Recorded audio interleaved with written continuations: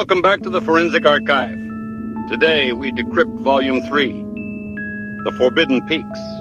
Our data confirms a chilling pattern. The mountain doesn't just claim your body, it first hijacks your logic. In this 20-minute mega audit, we investigate 4 coordinates where even the most prepared minds reached a point of cognitive deception. Your field clearance for this briefing is now active. File hash 01. The final frame of Jared Negrete, where a boy recorded his own deletion. File hash 02. The expert deletion of Carl Landers, a veteran erased in plain sight. File hash 03. The Kinetic Loop of Joe Keller, the elite runner who desynced from time. And file hash 04. The physician's paradox of James McGrogan, the doctor whose own brain lied to him in the cold. We aren't here for stories. We are here to audit the truth that hides in the thin air. To secure your authorization for Volume 4, confirm your enlistment in the archive now. The audit of the Forbidden Peaks begins now. Stay safe. Stay found. July 19th, 1991. Mistant San Gorgonio, California. We are entering the coordinates of a failed perimeter. Jared Negrete, a 12-year-old boy on his first overnight scouting trip, was part of a group of 6 scouts and their leader. As the sun began to dip behind the 11,500-foot summit, the group began their descent. In any tactical formation, there is a position known as the sweeper, the last person in the line, responsible for ensuring no one is left behind. Jared was the sweeper. The field logic. The rear position is the most vulnerable point in any human chain. It is where the group's collective awareness reaches its biological limit. For a span of less than 60 seconds, the scout leader lost visual contact with the rear.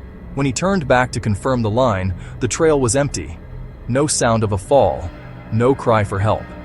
Jared Negrete had vanished into a visual termination point. The mountain didn't just take him. It waited for the precise moment when the human eye blinked, and then it deleted him from the file. The search was massive. A 12-day saturation search involving 3,000 man-hours, elite canine units, and high-altitude helicopters. Yet, the mountain gave up almost nothing. It wasn't until weeks later that searchers recovered 2 items: Jared's camera and a scattered set of shoe prints. No clothing, no biological remains. We performed a forensic audit of that camera. It contained 12 frames. The first 11 were standard scouting memories. Landscapes, smiles, the innocence of a trip. But the 12th photo, the final frame, is where our logic hits absolute zero. It was taken at night, in total darkness. It is a grainy, high-contrast close-up of Jared's face, specifically his eyes.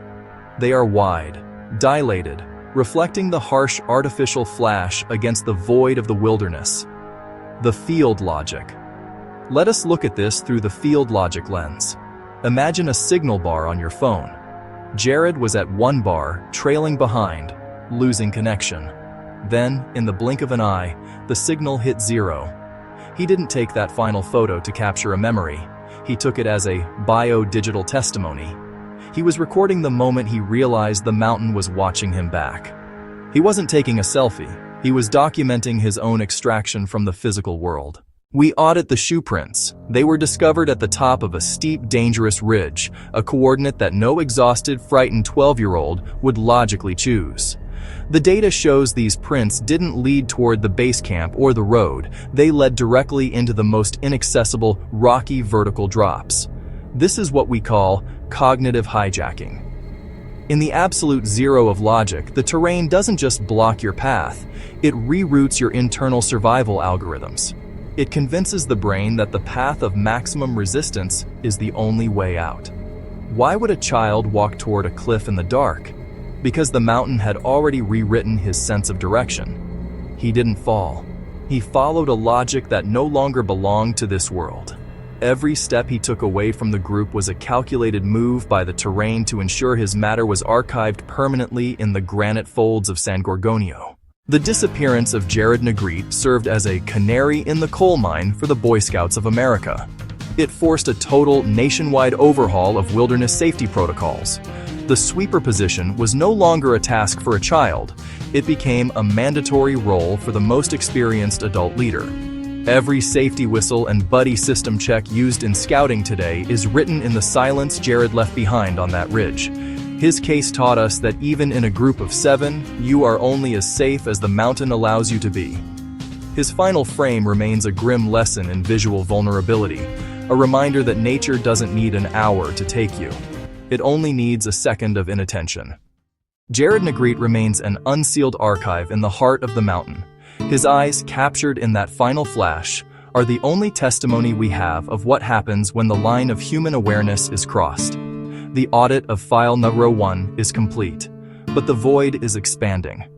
Your authorization to access case number 02, Carl Landers, the expert who was deleted from a group of 3, is now being processed. To maintain your field clearance and ensure you receive the next decrypted report for Volume 3, you must confirm your enlistment in the archive now. Subscribe to grant yourself access to the data that stays hidden in the thin air. The mountain is always auditing. Stay vigilant, stay safe, stay found. This has been a forensic audit by TheDarkestFilesTV. May 1999, Minute, Shasta, California. We are opening a file on a man who didn't just understand the mountain, he was a part of it. Carl Landers, 69 years old, was a veteran of the peaks. He was fit, disciplined, and had climbed the 14,179-foot summit of Shasta many times before. This was his territory. He was ascending with 2 close friends toward the peak, moving through a high-altitude area known as the Heart. Near 10,000 feet, Carl reported a minor biological deviation, a slight stomachache. He made a tactical decision. He would walk ahead slowly while his friends finished packing their gear. The field logic. In the mountains, we rely on the visual tether. Carl was only 200 yards ahead. His friends could see his silhouette against the stark white snow just 5 minutes before they began to move. But when they reached the exact coordinate where he should have been waiting, the trail was vacant. In a window of less than 300 seconds, an expert mountaineer had been de-rendered from the physical environment. No sound, no tracks, no trace. Carl Landers had been deleted from the record. We perform a forensic audit of the search and the unique terrain of Mount Shasta. This is not a standard mountain. It is a massive stratovolcano, a geological machine known for intense magnetic anomalies and strange, saucer-like lenticular clouds. The search for Carl Landers became one of the most exhaustive operations in California's history. For 6 days, over 3,000 man-hours were spent combing every square inch of the Heart. We deployed Black Hawk helicopters, specialized thermal imaging, and hundreds of mountain experts who knew every crevice of that rock. The field logic. The audit returned a value of absolute 0. No dropped water bottle. No scraps of high-visibility clothing. No footprints in the soft spring snow that covered the slope. Under normal physics, an injured or fallen climber leaves a debris field, but Carl left a forensic vacuum. Let us look at this through the field logic lens. Imagine a professional typist working on a secure computer. Suddenly, a single critical file is deleted. You check the trash bin, you run data recovery software, but the file hasn't just been moved. The underlying digital code itself has been overwritten. Carl was that file. The mountain didn't just hide him. It erased his physical presence while his companions were looking the other way. We audit the magnetic flux, B-Daldas, of the Shasta coordinates. Hikers and pilots have long reported electronic failure and compass deviation at the exact altitude where Carl vanished. We call this bioelectronic termination. The human nervous system is an electrical circuit. If the mountain's geomagnetic resonance reaches a specific frequency, it can interfere with the brain's internal signal. Did Carl experience a sudden spatio-temporal displacement? The data suggests he didn't fall into a crevasse. He was relocated to a coordinate we are not authorized to audit. We analyzed the thermal logs from the search period. In the freezing cold of the summit, a human body glows like a beacon. Yet the sensors recorded only the indifferent cold of the volcanic rock. The mountain didn't just claim his life, it absorbed his thermal signature entirely. He was removed from our dimension and archived in the mountain's core. The disappearance of Carl Landers remains a canary in the coal mine for every expert who thinks they are safe, because they have the gear and the experience. It forced a total re-evaluation of how search and rescue teams monitor expert assets in high anomaly zones. Today, his case is taught in wilderness survival courses, not as an accident, but as a warning of visual disconnect. It taught us that distance is an illusion, that a man can be 200 yards away and still be in another world. 27 years have passed since the audit began, and the mountain has released zero evidence.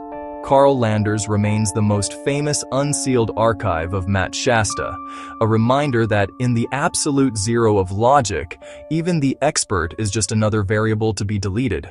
The expert was deleted, but the runner is next. We have concluded our audit of the Landers file. The data remains impossible, yet the mountain continues its calculation. Your authorization to access case number 03. Joe Keller, the elite athlete who disappeared into a vertical ghost, is now being decrypted. To maintain your field clearance and ensure you are notified when the next classified briefing for Volume 3 is unsealed, you must confirm your enlistment in the archive now. Hit the subscribe button to grant yourself access to the truth that hides in the thin air. Authorization is not a right, it is a responsibility. Stay vigilant, stay safe, stay found. This has been a forensic audit by TheDarkestFilesTV. July 2015, Conejos County, Colorado. We are opening a file on a high-performance kinetic asset. Joe Keller, 19 years old, was not a casual hiker. He was an elite cross-country runner, a biological machine tuned for endurance and speed. He was on a summer trip with his family, staying at a ranch in the Rio Grande National Forest. At 4:30 p.m., Joe decided to perform a standard maintenance run, a quick 45-minute loop to keep his system sharp. He was wearing only running shorts and a light shirt. No water, no gear. Because in his world, 45 minutes is a sprint, not a survival scenario. The field logic. In the mountains, time is not linear. It is a variable that the terrain can manipulate. Joe ran into the forest at a pace that suggested total confidence. But when 45 minutes turned into 2 hours, and 2 hours turned into darkness, his family realized the variable had changed. Joe Keller hadn't just taken a wrong turn. He had entered a kinetic loop, a state where his speed and his environment were no longer synchronized. 1 hour. That was all the mountain needed to delete an elite athlete from the physical map. The response was a masterclass in search saturation. Hundreds of volunteers, elite K-9 units, and specialized mountain rescue teams descended on the ranch. We analyzed the search logs. They performed a high-density audit of every trail, every drainage, and every rocky outcrop within a 5-mile radius. Helicopters equipped with high-resolution thermal sensors swept the forest floor at night. The field logic. The data returned a persistent value of 0. No footprints from his high-traction running shoes, no scraps of clothing snagged on the brush. Most disturbingly, the dogs, trained to track the intense sweat and pheromones of a high-performance athlete, could not find a single molecular trail. It was as if Joe Keller's kinetic energy had been absorbed by the very air of Colorado.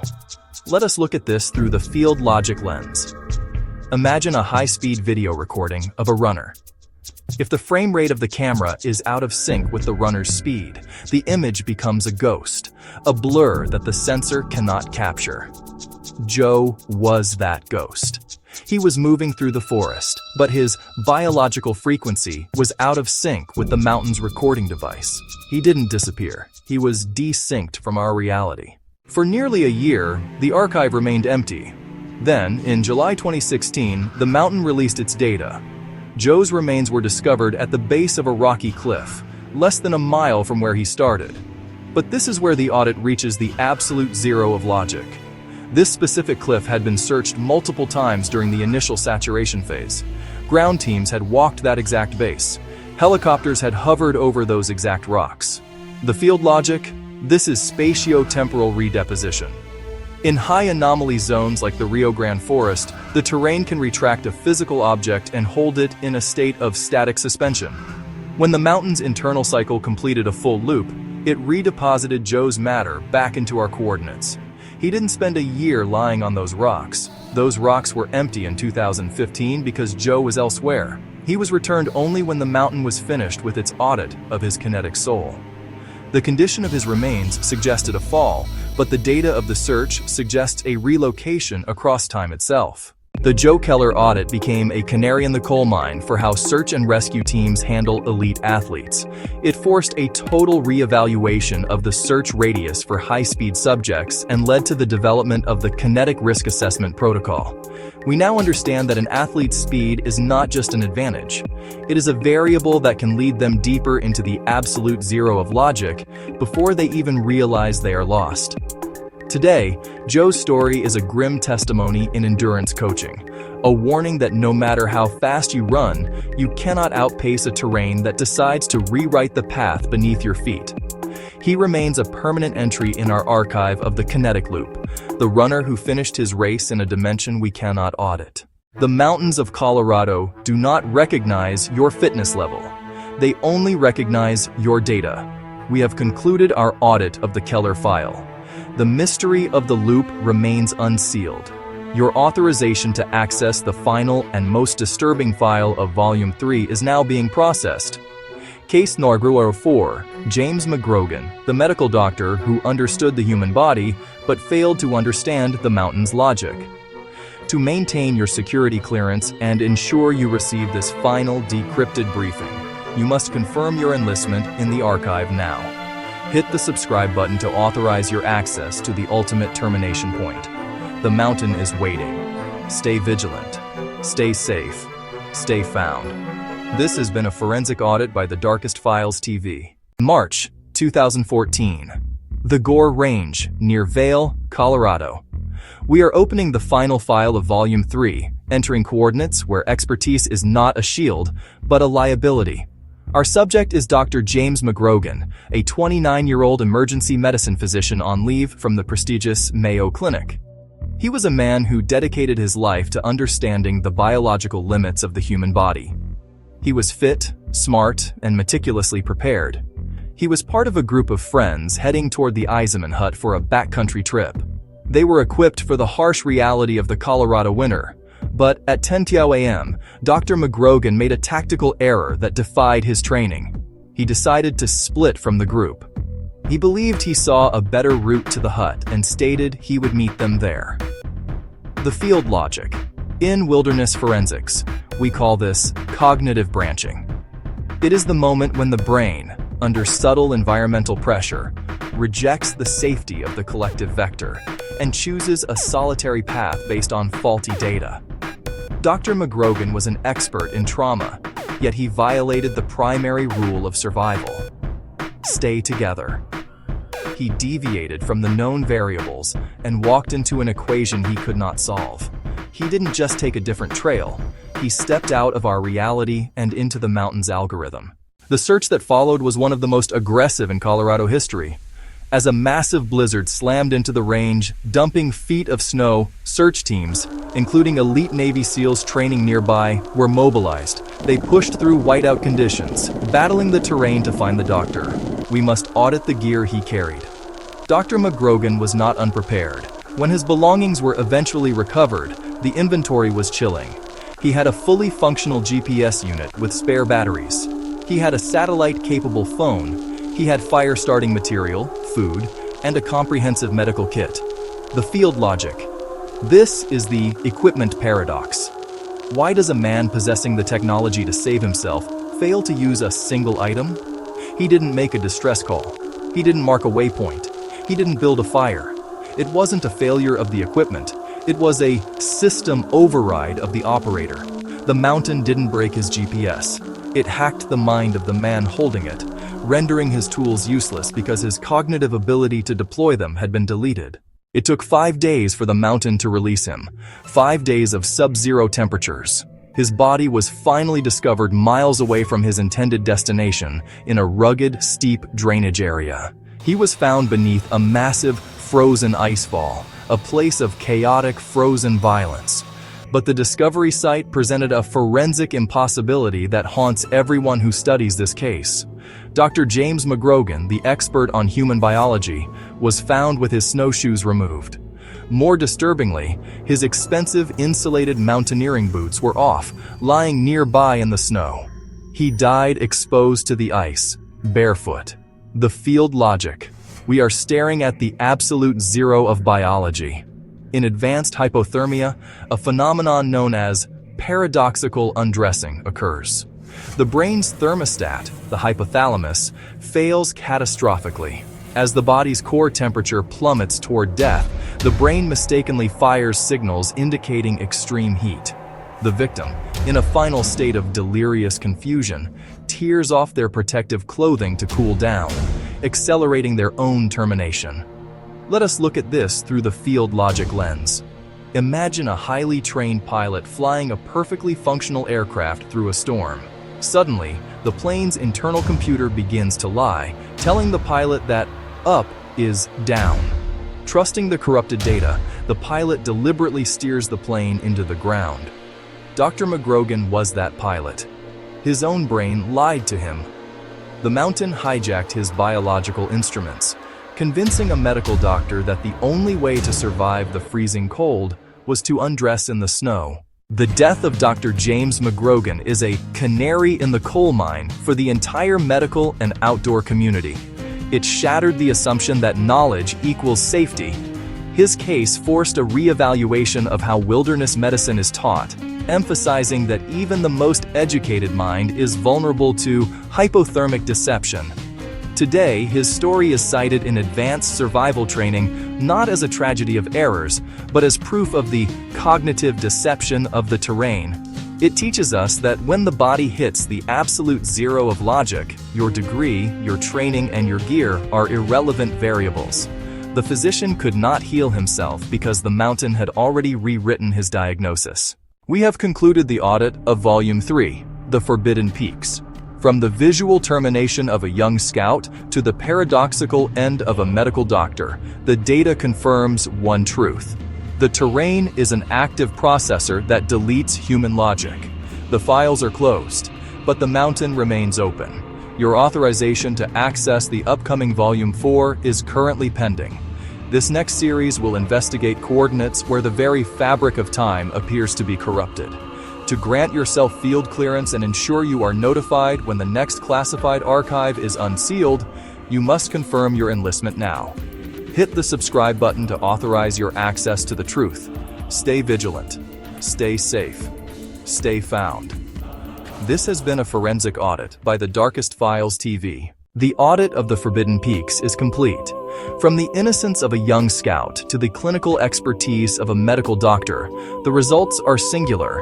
Expertise is no shield against a terrain that decides to rewrite your data.